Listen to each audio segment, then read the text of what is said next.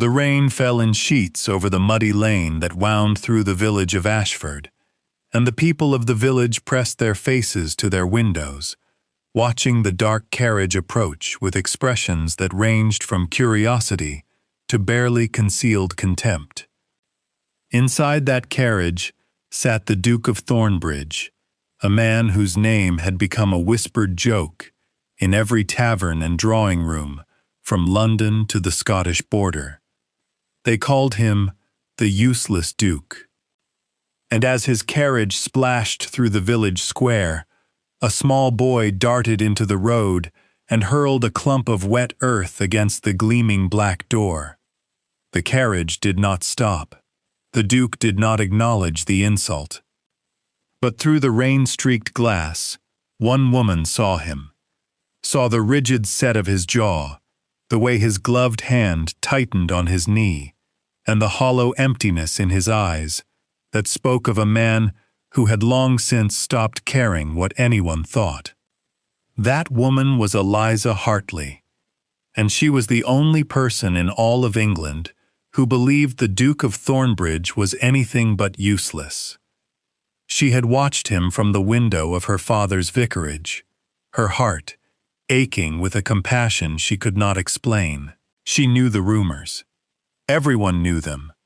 The Duke who had inherited his title at 20 and promptly retreated to his crumbling estate, refusing to marry, refusing to attend Parliament, refusing to do anything expected of a man in his position. But Eliza had also seen something else. She had seen the way he stopped his carriage to help an old woman struggling with her baskets, the way he had anonymously paid for the village's new schoolhouse roof, the way his eyes softened when he watched the children playing. They said he was useless. Eliza suspected he was something far more dangerous. He was hiding, and she had no idea that within the hour she would be standing in his crumbling manor, about to discover secrets that would change her life forever. The Duke's manor, Thornbridge Hall, was a monument to decay. Once it had been one of the grandest houses in the county, but now its windows were dark, its gardens overgrown, and its walls stained with the dampness of neglect. The carriage stopped before the massive oak doors, and the Duke descended without waiting for his footman to open the door. He was tall, broader in the shoulder than most men, with dark hair that curled slightly at his collar, and a face that might have been handsome if it had ever smiled. But it did not smile. It was a face carved from stone, with eyes the color of winter frost, and a mouth that seemed permanently set in a grim line. He walked through his front door and into the echoing entry hall, where cobwebs hung from the chandelier and the marble floor was cracked from years of neglect. He did not notice any of it. He had stopped noticing a long time ago. What he did notice, however, was the presence of a woman standing in his dining room doorway, a woman with chestnut hair escaping from its pins, ink stains on her fingers, and the most extraordinary green eyes he had ever seen. "Your Grace," she said, curtsying with the ease of someone who had been raised in polite society, rather than the country vicarage where he knew she lived. "I apologize for the intrusion. I was engaged to catalogue your library, but I seem to have lost track of time. When your staff did not announce your return, my library?" He had not hired anyone to catalogue his library. He did not hire anyone. The staff consisted of a housekeeper who had been with the family since his father's time, and a single footman who was nearly as old as the house itself. "Your solicitor made the arrangement," Eliza said, her voice steady, despite the intensity of his gaze. "Lord Pembroke's office wrote to my father. They believed the library's contents should be documented before the damp destroys the rest of the collection." The Duke's expression did not change, but something flickered in his eyes, something dark and dangerous. Pembroke. His solicitor had no right to arrange anything on his behalf, no right to send anyone into his home, no right to pry into his affairs. He should have been furious. He should have ordered her out immediately. Instead, he found himself studying her face, the stubborn set of her chin, the intelligence in her eyes, the way she did not flinch under his cold stare. "Show me what you have done," he said. It was not an invitation. It was a command. Eliza nodded and led him through the cavernous dining room, past the empty ballroom with its peeling wallpaper, into the library that had once been the pride of Thornbridge Hall. The room was vast, 3 stories of shelves filled with thousands of books, their spines faded and cracked with age. But unlike the rest of the house, this room was clean. The floor was polished, the windows were washed, and a small desk sat in the center of the room, covered in neatly organized notes. Eliza had been here for a week, and in that time, she had done more to restore order to this house than anyone had done in a decade. She gestured to her work, explaining her system for cataloging the books by subject and date, her voice warm with enthusiasm. The Duke listened without interrupting, his eyes scanning the shelves, his expression unreadable. And then he saw it. A book on the highest shelf, just slightly out of alignment. His entire body went rigid. "That book," he said, his voice dangerously quiet. "Where did you find it?" Eliza followed his gaze to the leather-bound volume. "It was hidden behind a false panel in the far wall," she said. "I only discovered it this morning. I haven't yet had a chance to examine its contents." The Duke crossed the room in 3 long strides, climbed the ladder with the agility of a man half his age, and retrieved the book with trembling hands. He did not open it. He simply held it against his chest, his eyes closed, his face a mask of barely contained emotion. "What is it?" Eliza asked softly. He did not answer. He descended the ladder and walked toward the door, his strides swift and purposeful. But before he reached the threshold, he stopped. He turned back to look at her, his frost-colored eyes meeting hers with an intensity that made her breath catch. "This house is not what it seems," he said, "and neither am I." Then he was gone, leaving Eliza alone in the library with 1,000 unanswered questions and the strange, unsettling feeling that her life would never be the same. The Duke of Thornbridge was not born useless. He was born Alexander Blackwood, the only son of the 6th Duke of Thornbridge, and his childhood had been filled with laughter and sunlight. His mother had died when he was 10, and his father had loved her with such devotion that he had never remarried. Together, Alexander and his father had managed the estate, ridden through the countryside, and shared long conversations in this very library. The Duke had taught his son about duty, honor, and the importance of protecting those who could not protect themselves. And then, when Alexander was 20, and in his first year at Oxford, everything had fallen apart. His father had died suddenly of a heart attack, and Alexander had inherited a title that came with crushing debt, a decaying estate, and a secret so heavy that it had stolen everything from him. He had withdrawn from the world, refusing invitations, ignoring his responsibilities, allowing the gossips to label him useless because he could not bear to correct them. Because correction would mean exposing the truth, and the truth was too dangerous to speak aloud.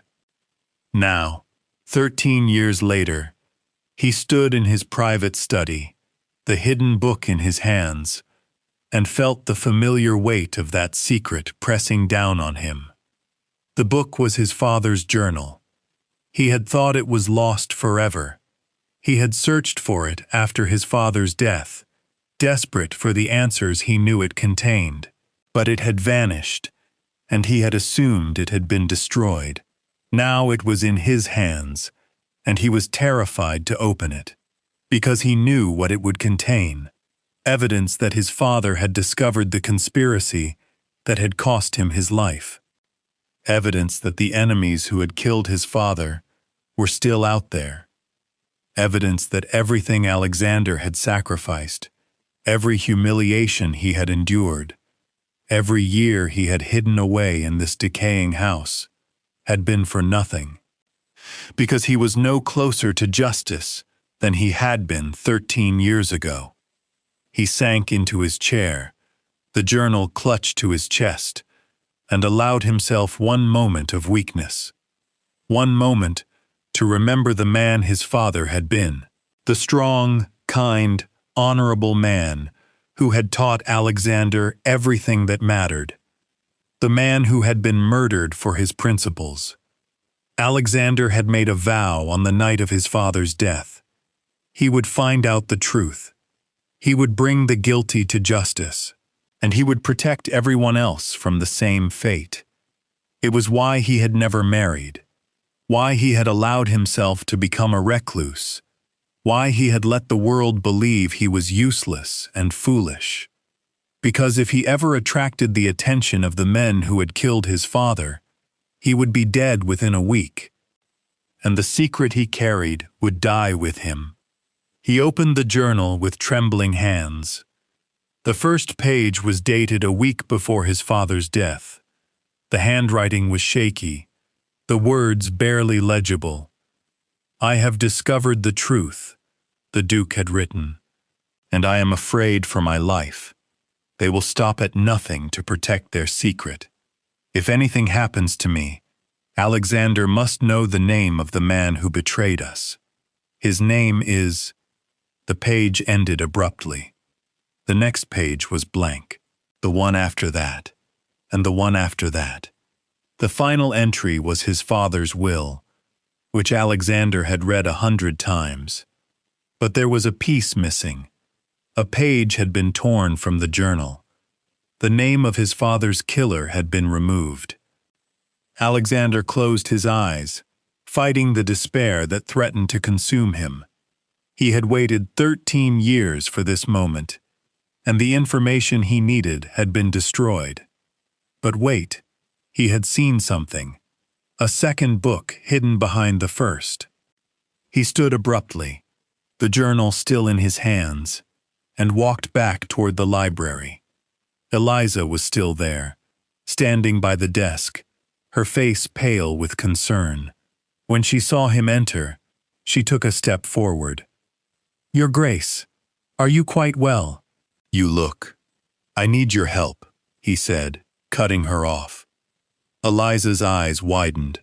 She had never heard a duke say those words, especially not to a vicar's daughter, who was nothing more than a temporary employee. She recovered quickly. "Of course, Your Grace. Whatever you need." "The books," he said. "The hidden shelf. Were there any others?" Eliza nodded slowly. "There was another, a smaller volume, much older, but it was locked, and I could not." "Show me." She led him back to the hidden panel, which she had left open. Inside the narrow space, behind the spot where the journal had been, was a small wooden box. Alexander lifted it out, his hands shaking. The box was carved with intricate symbols he did not recognize, and it was locked with a mechanism he had never seen before. "This is what I found," Eliza said softly. "I could not open it, and I did not want to damage it by forcing the lock."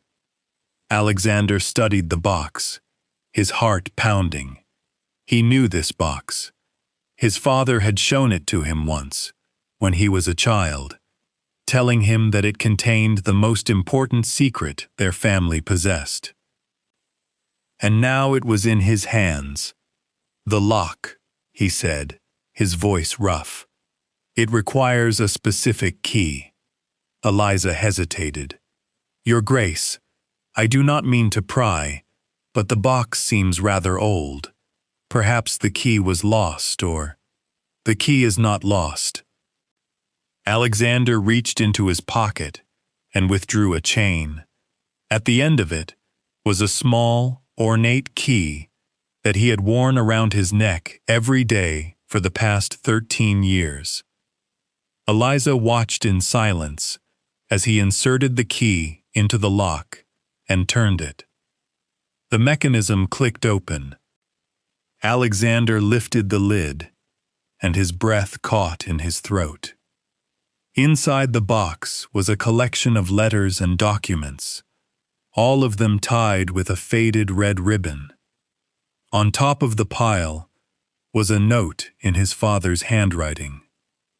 "To my dearest son," it read. "If you are reading this, then I am gone, and you have discovered the truth.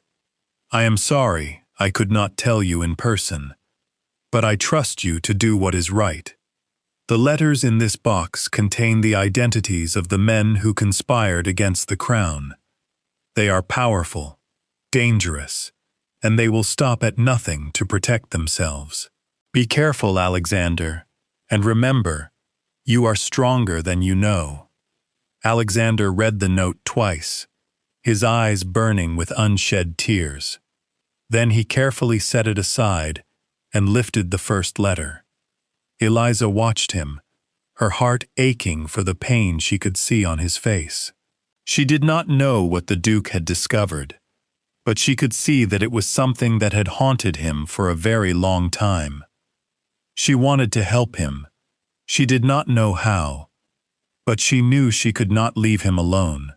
"I will make some tea," she said softly, and slipped out of the room. Alexander barely noticed her leave. He was too absorbed in the letters, his eyes scanning the names he had been waiting 13 years to see. The names of the men who had killed his father. The names of the men who would pay for their crimes. The days that followed were strange and unsettling. Eliza continued her work in the library, but the Duke was always there now, haunting the room like a restless ghost. He would sit in the corner, reading the letters from the box, his expression shifting between anger, grief, and determination. And sometimes, when the evening light fell softly through the windows, Eliza caught him looking at her, not with the cold indifference he showed to everyone else, but with something else, something that made her breath catch and her heart race. She did not understand it. She was no one, a vicar's daughter with ink-stained fingers and a habit of speaking her mind when it would have been wiser to stay silent. He was a duke, a powerful, mysterious, impossibly handsome duke who had just uncovered secrets that could shake the very foundations of the kingdom. He was completely beyond her reach, and yet she could not stop thinking about him. One evening, as she was organizing the final section of the library, he spoke to her for the first time in days. "Miss Hartley." She turned, startled by the sound of his voice. He was standing closer than she had realized, close enough that she could see the shadows beneath his eyes and the slight tremor in his hands. "Yes, Your Grace? I need to tell you something." She waited, her heart pounding.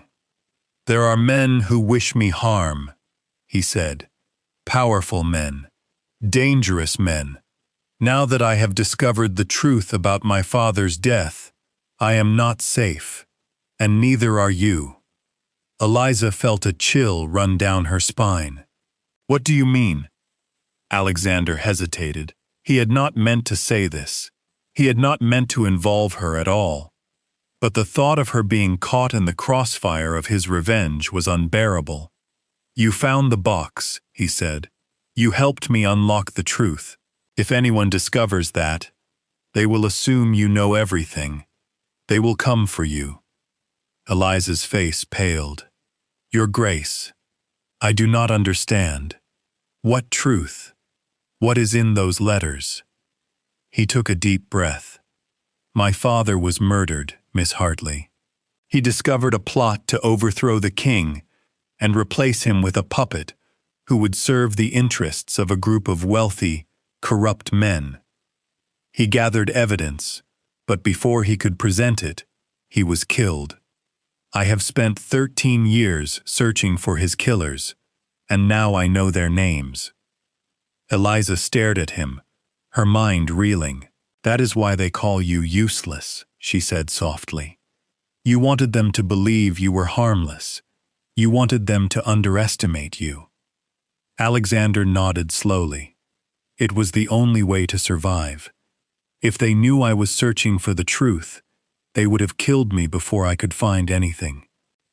"But now you have found it," Eliza said. "Now you can bring them to justice."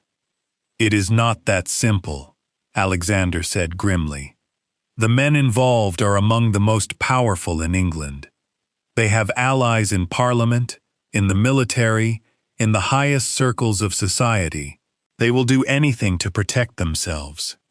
He looked at her, his frost-colored eyes burning with intensity. "That is why I must send you away, Miss Hartley. You must leave Thornbridge Hall and forget everything you have seen here. It is the only way to keep you safe." Eliza felt a surge of emotion, something between anger and sorrow. She had spent her entire life being told what to do, being dismissed, being overlooked. She would not be dismissed by this man. "I will not leave," she said firmly. Alexander stared at her. "You do not understand. You are in grave danger." "I understand perfectly," Eliza replied. "You are a man who has carried a terrible burden for 13 years, and now that you finally have a chance to set things right, you are trying to push me away to protect me." She stepped closer, her green eyes blazing with a fire he had never seen in any woman. "But I am not afraid, Your Grace, and I will not be sent away like a child who cannot bear to hear the truth. If there are people who wish you harm, then I will stand beside you. I will help you." Alexander's composure cracked. "You do not know what you are offering. I cannot. You cannot stop me," she said firmly. "You have kept your secrets for 13 years. But I have seen you, Your Grace. I have seen the way you treat your servants, the way you care for this village, even though they throw mud at your carriage. You are not useless. You are the strongest, bravest man I have ever known." Before he could stop himself, Alexander reached out and took her hand. She did not pull away. "Eliza," he said, and the sound of her name on his lips made her heart stop. "If you stay, there is no going back. The path I am walking is dark and dangerous, and it will likely end in bloodshed." She smiled, a small, brave smile that made his chest ache. Then, "It is a good thing you will not be walking it alone." The next morning, Alexander received a visitor. Lord William Pembroke, his solicitor, arrived at Thornbridge Hall without warning. He was a tall, distinguished man in his 50s, with silver-streaked hair and an expression that managed to be both kind and calculating. Alexander met him in the library, his body tense and his mind racing. Pembroke had been his father's solicitor before him. He had handled the estate, managed the finances, and arranged everything Alexander had requested over the years. But Alexander had never trusted him completely. "Your Grace," Pembroke said, bowing smoothly, "I hope I am not intruding. I came to discuss some financial matters." "I was not expecting you," Alexander said coolly. "No, I imagine not," Pembroke smiled. "But I have been concerned about you, Your Grace. You have been rather reclusive lately, and I thought a personal visit might be welcome." Alexander did not return the smile. "I appreciate your concern, but it is unnecessary. I am quite well." Pembroke's eyes scanned the room, lingering on the desk where Alexander had been working. "I see you have been busy. I noticed the library is in much better condition than it was during my last visit. I trust Miss Hartley's work has been satisfactory." Alexander went very still. "How do you know Miss Hartley?" he asked, his voice dangerously quiet. Pembroke's smile did not waver. "I am the one who arranged for her employment, Your Grace. As I told you, I felt it was important to catalogue the library before the damp destroyed it. She came highly recommended." It was a reasonable explanation. It was exactly what Pembroke had told him, but Alexander did not believe it. Because Pembroke had never arranged anything for the estate without consulting him. He had never taken such initiative. Why would he start now? Unless he had another reason for placing Eliza in this house. Unless he wanted her to find something. Alexander's mind raced, connecting the pieces that had never quite fit together.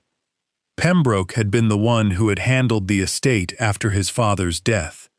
He had been the one who had insisted Alexander withdraw from society, citing the estate's precarious finances.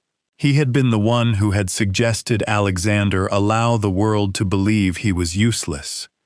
And now he had arranged for Eliza to work in the library. The same library where the hidden box had been discovered. Alexander forced himself to remain calm.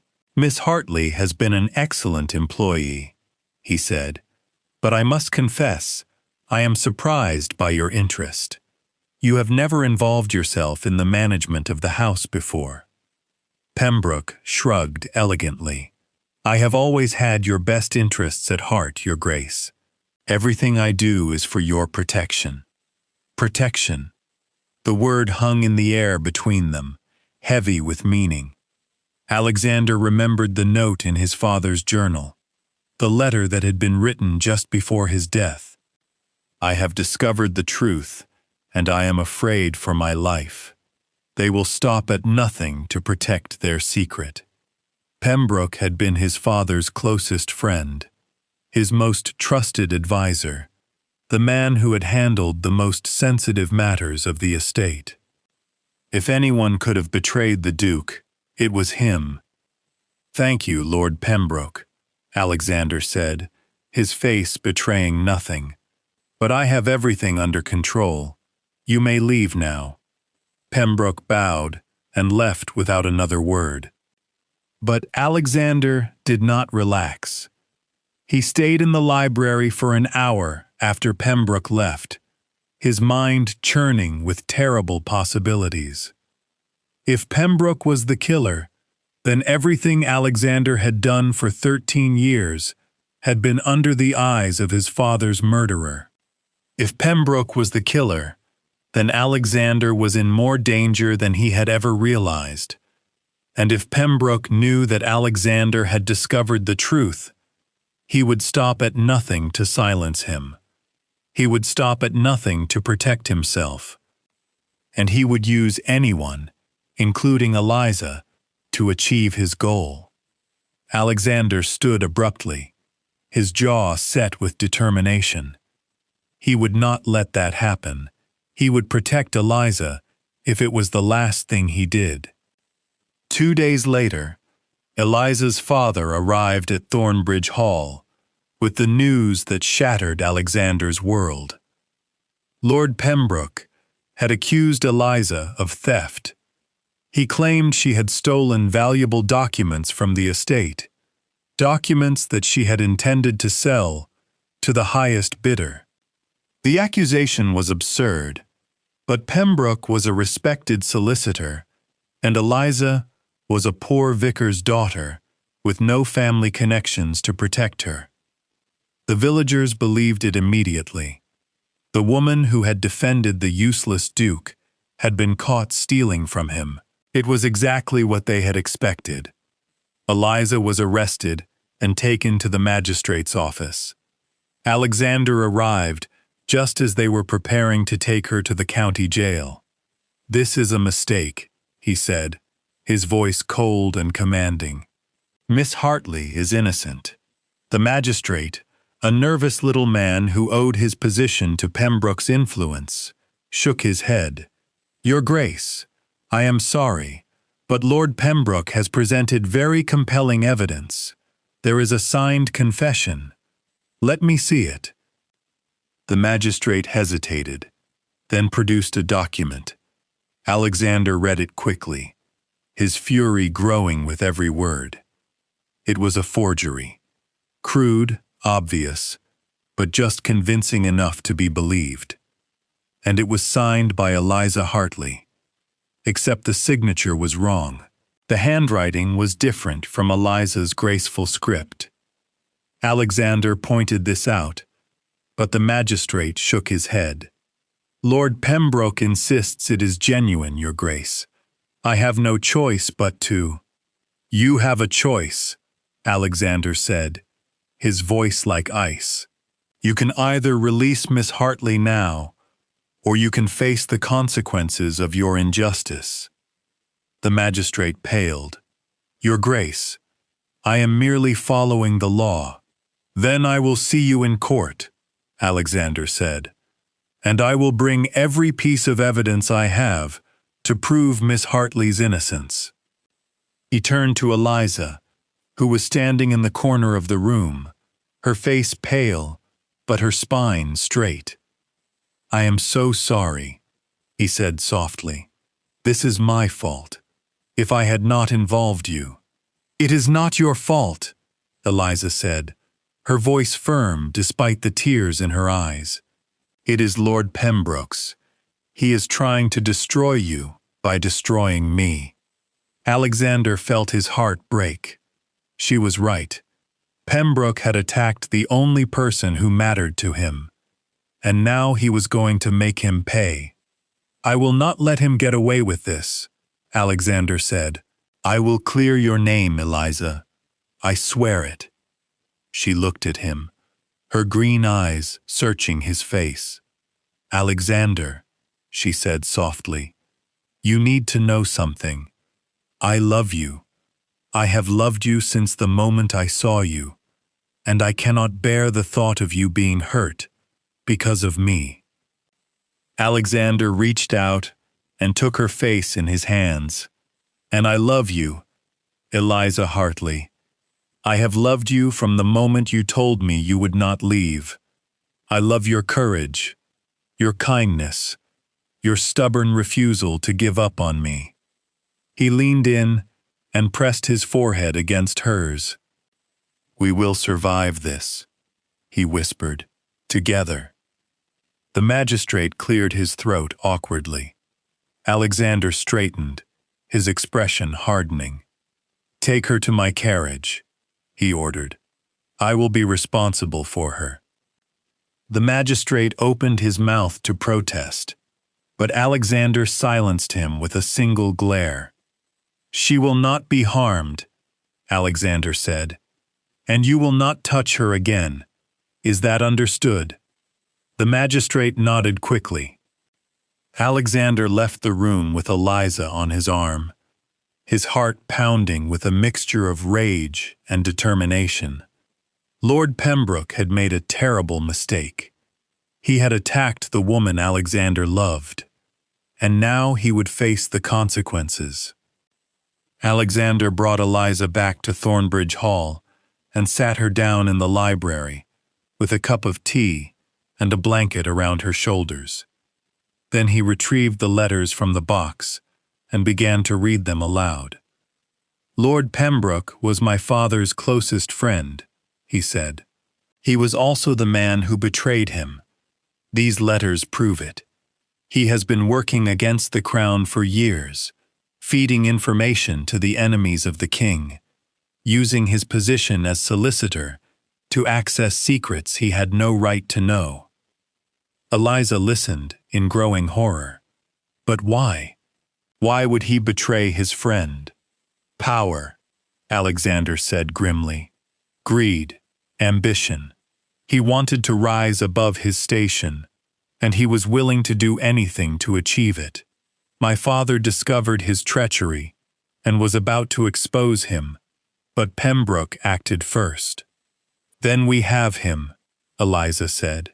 We have evidence to prove his guilt. Alexander nodded. But we cannot simply present it to the courts. Pembroke has allies everywhere. He will find a way to discredit us. He looked at Eliza, his eyes burning with intensity. Which is why I need to do something risky. I need to take this evidence directly to the king. Eliza stared at him. The king? Alexander, that is impossible. You cannot simply walk into the palace and demand an audience. I can, Alexander said, because I am a duke, and because I have information that threatens the crown itself. He stood up, pacing the room. The king will see me. He has to. And once he reads these letters, he will have no choice but to arrest Pembroke and his allies. Eliza rose to her feet. Then I am coming with you. Absolutely not. It is too dangerous. I do not care, Eliza said. I am not letting you face this alone, Alexander. Not after everything we have been through.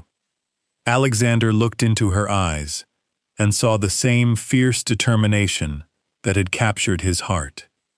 He could not argue with her. He did not want to. All right, he said. Together. The journey to London was long and uncomfortable, but Alexander and Eliza arrived at the palace just as the king was holding court. Alexander presented himself to the king's steward, his heart pounding with a mixture of fear and hope.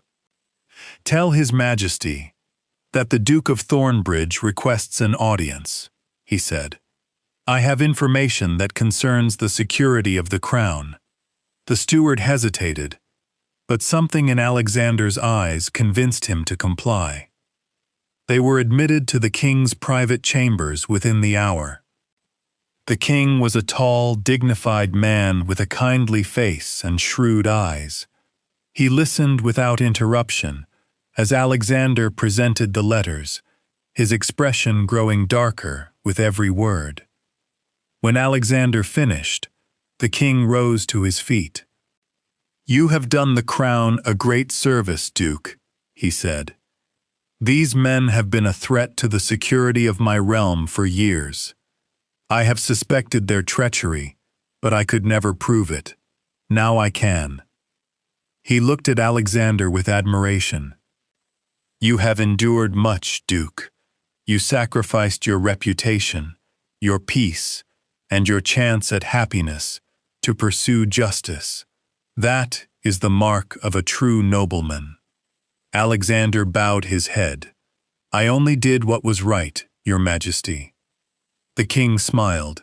Then you will be rewarded. Lord Pembroke and his allies will be arrested immediately, and you, Alexander Blackwood, will have your rightful place at court. Alexander shook his head. I do not want a place at court, Your Majesty. I only want to live in peace with the woman I love. The king's eyes moved to Eliza, who was standing quietly in the corner of the room. This is the woman who helped you? The king asked. Yes, Your Majesty, Alexander said. She is the reason I found the evidence. She is the reason I am alive. The king nodded slowly. Then she is worthy of your love. I wish you both every happiness. Alexander and Eliza were married 3 weeks later, in the village church, surrounded by the people who had once called him useless.